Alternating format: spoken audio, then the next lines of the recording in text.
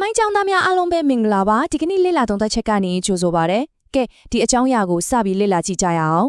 ဒီကနေ့ကျွန်တော်တို့ဆွေးနွေးမယ့်အကြောင်းအရာကတော့တတိယအင်္ဂလိပ်မြန်မာစစ်ပွဲဆိုတဲ့ကြီးမားလာတဲ့ပတ်ထဝီနိုင်ငံရေးအပြောင်းလဲကြီးအကြောင်းပါပဲ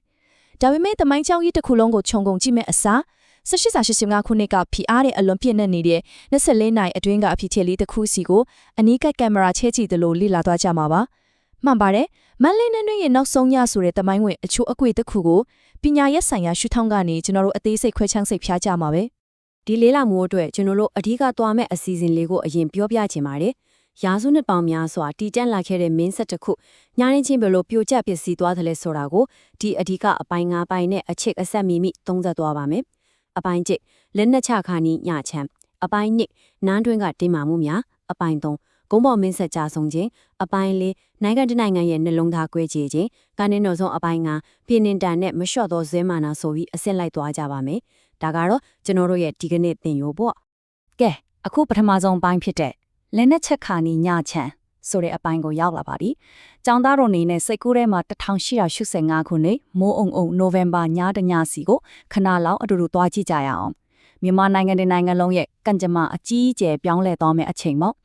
ဒီနေရာမှာတကယ်စိတ်ဝင်စားစရာကောင်းတာကတော့ကွန်းပေါင်မင်းဆက်အဆုံးသတ်သွားစေပြီးမြန်မာနိုင်ငံရဲ့အချို့အခြားအာဏာလုံးဝဆုံးရှုံးသွားစေခဲ့တဲ့တတိယအင်္ဂလိပ်မြန်မာစစ်ပွဲဆိုတဲ့ကြီးမားတဲ့သမိုင်းကြောင်းကြီးကိုအတိတ်ပဲဖွင့်ဆိုထားတာပဲဖြစ်ပါလေ။ဒီလိုကြီးမားကျယ်ပြန့်တဲ့နိုင်ငံရေးစီးရဲ့အခင်းချင်းကြီးကိုအခြေခံပြီးတော့မှဒီပေါင်မင်းနဲ့စုဖျားလက်တို့မန္တလေးနန်းတော်ထဲမှာဖျက်တမ်းခဲ့ရတဲ့နောက်ဆုံးညဆိုတဲ့သမိုင်းငယ်လေးစီကိုကျွန်တော်တို့ဆက်ပြီးအနီးကပ်ဝင်ကြည့်ကြပါမယ်။အဲ့ဒီညရဲ့အခြေအနေကိုစိတ်ကူးထဲပုံဖော်ကြည့်လိုက်ပါ။အားလုံးကတိတ်ဆိတ်နေတယ်။တာမန်တိတ်ဆိတ်မှုမျိုးမဟုတ်ဘူးနော်။အလွန်ကိုစိုးရင်ပူပန်စရာကောင်းတဲ့တိတ်ဆိတ်မှုကြီးပါ။နမ်းမတော်ဒီကြီးကငိုတန်တိတ်တိတ်လေးတွေပဲကြားနေရပါတယ်။ဒါပေမဲ့အဲ့ဒီတိတ်ဆိတ်မှုကိုဖြိုးခွဲလိုက်တာကတော့နန်းတော်တကားပြင်ပကနေဖြစ်ဖြစ်နီးကပ်လာတဲ့ British စစ်တပ်ရဲ့ဖိနှက်တန်တီပဲဖြစ်ပါတယ်။မျက်နှာတင်းတင်းနဲ့လက်ကင်းဆောင်းနေတဲ့မြန်မာစစ်သားတွေအတွက်ရောနန်းတွင်းသူနန်းတွင်းသားတွေအတွက်ပါအဲ့ဒီအချင်းကဘယ်လောက်တောင်ဖျားများလိုက်မိလဲဆိုတာမှန်းဆကြည့်လို့ရပါတယ်။အပိုင်းနှစ်နန်းတွင်းကတင်းမာမှုများ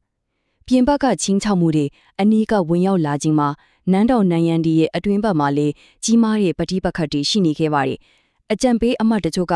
တော်ဝင်မိသားစုကိုအန်ဒီရဲ့ကင်းကင်းရဲ့လွတ်မြောက်အောင်တိတ်တဆိတ်ခိုးထုတ်သွားဖို့အသေးအတန်အကြံပေးနေခဲ့ကြတဲ့အချင်းလည်းဖြစ်ပါတယ်။ဒီမတ်တန်းဟာတမိုင်းအတွက်အလွန်အရေးကြီးတဲ့မူရင်းအထောက်ထားတစ်ခုလို့ပြောလို့ရပါတယ်။အမတ်တွေကထွက်ပြေးဖို့အသေးအတန်အကြံပေးနေပြီးမဲ့တီဘုံမြင့်ကဒီမြေကိုငါမစွန့်ဘူးလို့တိတ်တိတ်လေးနဲ့ပြက်ပြက်သားပိုင်းငင်းဆိုင်ခဲ့ပါတယ်။မိမိကိုဖန်ဆီးတော့မယ်ဆိုတာသိနေတဲ့တိုင်အောင်မိမိရဲ့ပိုင်တဲ့နေမြေမိမိရဲ့နိုင်ငံကိုစွန့်ခွာမသွားဘူးဆိုတဲ့ဖယံတပါရဲ့နောက်ဆုံးရည်တည်ချက်ကိုဒီစကားဆိုလေးကလင်းနဲ့စွာဖော်ပြနေပါတယ်။အပိုင်း၃ကုန်းပေါင်မင်းဆက်ကြဆုံးခြင်း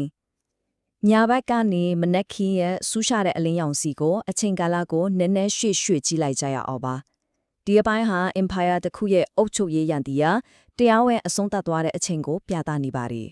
်ကဲဒီအချိန်တွေဘလို့ဆက်ပြီးအချိန်တက်လာလဲဆိုတာကိုအချိန်မြမြင်းလေးနဲ့ဆက်ကြည့်အောင်နိုဝင်ဘာလညဘက်မှာတင်းမမိုးလေးနဲ့စောင့်ဆိုင်ခဲ့ရတယ်ဒါပေမဲ့1885ခုနှစ်နိုဝင်ဘာ29ရက်မနက်ခင်းမိုးလင်းချိန်ကတော့ဘေးတချီယာရှိတဲ့နန်းတော်ထဲဝင်လာပြီးတော်ဝေမိသားစုကိုနန်းချခံလဲရပြီးတော့ကြီးညာခဲ့ပါတယ်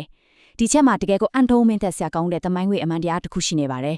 ်ရာစုနှစ်ပေါင်းများစွာခိုင်ခိုင်မာမာအုပ်ချုပ်ခဲ့တဲ့မင်းဆက်အင်ပါယာကြီးတစ်ခုဟာနိုဝင်ဘာ29ရက်နေ့ရဲ့မနက်စာတော်မှာစားရတဲ့ခေနိုင်ပိုင်းလေးအတွင်းမှာပဲအပြီးတိုင်းအငွေပြန်ပြောက်ကွယ်သွားခဲ့ရတာပါ။အဲဒီနောက်ပိုင်းနှစ်တွင်မှာတော့တော်ဝီမိသားစုဟာယတနာဂီရီကိုရသက်ပံပြည်နေနဲ့ပြခံခဲ့ရတယ်။ရာစုနှစ်ပေါင်းများစွာတက်တန်းရှိတဲ့ကွန်ပေါင်မင်းဆက်တရားဝင်အဆုံးသတ်သွားခြင်းဆိုတဲ့အချက်ရဲ့တမိုင်းဝင်အလေးချင်းကအလုံးကိုကြီးမားပါတယ်။ကျောင်းသားတို့တေချာစဉ်းစားကြည့်။ British ရာရှိတီဟာအဆောင်အုံတစ်ခုတည်းကိုဝင်သွားယုံတက်မဟုတ်ပါဘူး။သူတို့ဟာအချုပ်အခြာအာဏာပိုင်နိုင်ငံတနိုင်ငံရဲ့တော်ဝင်မင်းဆက်သွေးကြောကိုအပြီးတိုင်ဖြတ်တောက်ရက်တန့်ပက်လိုက်တာပဲဖြစ်ပါတယ်။အပိုင်း၄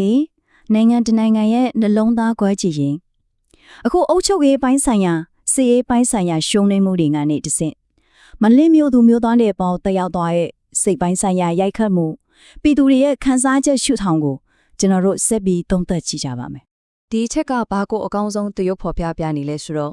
့ဒီနိုင်ရှင်ချက်ကိုကြည့်ပါ။တစ်ဖက်မှာကရွှေနန်းတော်ကြီးကနေတင်းတင်းတက်တဲ့အုပ်ချုပ်ခဲ့တဲ့ဖရင်နဲ့မိဖယားနောက်တစ်ဖက်မှာကျတော့တာမန်နွယ်လေးလေးပရမအကျဉ်းသားတဲ့လိုတင်ဆောင်ပြီးခေါ်ဆောင်သွားခံရတဲ့ဖရင်နဲ့မိဖယားဒီလိုလုံးဝစန့်ကျင်ပဲဖြစ်နေတဲ့ချီနီဟာတိုက်ဆိုင်မှုမဟုတ်ပါဘူးဒါဟာတော်ဝင်မိသားစုရဲ့ဖျားလောင်းယုံကြည်မှုမြင့်မြတ်မှုအရှိန်အဝါကိုရိုက်ချိုးဖြစ်စည်းဟုနေ ပြည်သူတွေရှေ့မှာသင်္ကေတရအရှိရစီဟိုတမင်ကြီးရလှုပ်ဆောင်ခဲ့တဲ့တော်လို့ဖွေရမြင်ကွင်းတစ်ခုဖြစ်ပါတယ် နွားလေးနဲ့ခေါ်ထူထွားရဲ့မြင်ကွင်းကိုလမ်းဘေးကနေကြည့်နေရတဲ့မန္တလေးပြည်သူတွေရဲ့တကယ်အကြမ်းအထည်စိတ်ခံစားမှုတွေစိတ်တရားတွေကိုလေ့လာကြည့်ရင်တချို့ကမျိုးလင်းချက်မဲ့ဆွမ်းကိုကြွေးကြတယ်တချို့ကမြေကြီးပေါ်မှာဒူးထောက်ချလိုက်ကြတယ်တချို့ကတော့ဒီအဖြစ်ပလက်ကိုလောင်ဝမယုံနိုင်သေးလောက်အောင်မြင့်တက်နေခဲ့ကြတယ်ဒါဟာနိုင်ငံသူနိုင်ငံသားတွေရဲ့အသေးခွဲကြည့်မှုသိယုံမှန်ပါပဲ ဒီအထက်အပြတ်ကိုကိုယ်တိုင်မြန်တွဲခဲ့ရစုတူရဲ့မမစုလေးကိုလေးလေးဆဆနဲ့လေးလာကြည့်ရအောင်ပါအဲ့ဒီနေ့ကမြန်မာနိုင်ငံရဲ့နှလုံးသားကွဲသွားတဲ့နေ့ပဲတဲ့ကျောင်းသားတို့ရေဒါဟာစစ်ပွဲတစ်ပွဲရှုံးနှင်းသွားလာတတ်တတ်မဟုတ်ပါဘူးနိုင်ငံတကာနိုင်ငံရဲ့အမျိုးသားရေးလက္ခဏာနဲ့စိတ်ဝိညာဉ်အတိအကျကြိုးပဲပျက်စီးသွားတဲ့အခိုက်အတန့်ကိုဖော်ပြနေတာဖြစ်ပါတယ် အဖိုင်က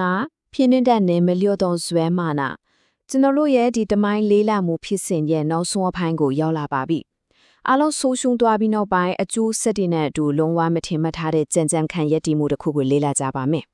ဒီနေရာမှာတော့စိတ်မကောင်းစရာပထဝီနိုင်ငံရေးအမှန်တရားကိုတွေ့ရပါမယ်အိန္ဒိယနိုင်ငံကယတနာဂီရီကိုပြင်းထန်ပေးခံရပြီးတဲ့နောက်တော်ဝယ်မိသားစုဟာမြန်မာနိုင်ငံကိုနောက်ထပ်ဘယ်တော့မှပြန်မရောက်နိုင်တော့ပါဘူးသူတို့တချင်ကစိုးစံခဲ့တဲ့တိုင်းပြည်ရုပ်ပိုင်းဆိုင်ရာမြေပြင်ပေါ်ကနေသူတို့ရဲ့ဖြစ်တည်မှုကိုအပိတိုင်းဖြစ်တင်ပြစင်ခံလိုက်ရတာဖြစ်ပါတယ် ဒီနေရာမှာအရေးကြီးဆုံးအချက်ကဘာလဲဆိုတော့အလုံးစုံရှုံးနေပါတဲ့အခြေအနေမှာတောင်မှစူဖယာလာဟာသူ့ကိုဖမ်းဆီးသွားတဲ့ British တွေရဲ့ပေါ်နောက်ဆုံးအချိန်ထိမကြောက်မရွံ့ပဲမာနအကြီးကြီးနဲ့ရင်ဆိုင်ရက်တည်သွားခဲ့လဲဆိုတာပါပဲဒါဟာစစ်ရေးအရာရှုံးနေပေမဲ့စိတ်တရေရအရာအရှုံးမပေးခဲ့တဲ့မိဖုရားတစ်ပါးရဲ့ကြိုးပတ်မသွားတဲ့မာနပဲဖြစ်ပါတယ်ဒီကနေ့လေးလာသုံးသက်ချက်ကိုအဆုံးသတ်ဖို့အတွက်တွေးတောစရာမိကုံးလေးတစ်ခုကိုခြံထားရချင်ပါတယ်နိုင်ငံတနိုင်ငံဟာညာတွင်းချင်းအချို့အခြားအာဏာဆုံးရှုံးသွားတဲ့အခါတကယ်စစ်ပွဲကြီးဟာစစ်တပ်နဲ့တင်ပြီးဆုံးသွားတာလားသို့မဟုတ်ပြည်သူတွေရဲ့အရှုံးမပေးတဲ့မှညံနေတဲ့မှာဆက်လက်ရှင်တန်နေသလားဆိုတာပါပဲမန္တလေးနန်းတွင်းရဲ့နောက်ဆုံးညဆိုတဲ့တမိုင်းကြီးလေးဟာဝမ်းနဲ့ဖွယ်အဖြစ်ဆိုးနဲ့အရှုံးမပေးတဲ့စိတ်တဲ့နှစ်ခုစလုံးကိုထင်ဟပ်နေပါတယ်အားလုံးပဲဒီမေကုန်းလေးကိုဆက်လက်တွေးတောရင်းတမိုင်းကပေးတဲ့သင်ခန်းစာတွေကိုလေ့လာနိုင်ကြပါစေ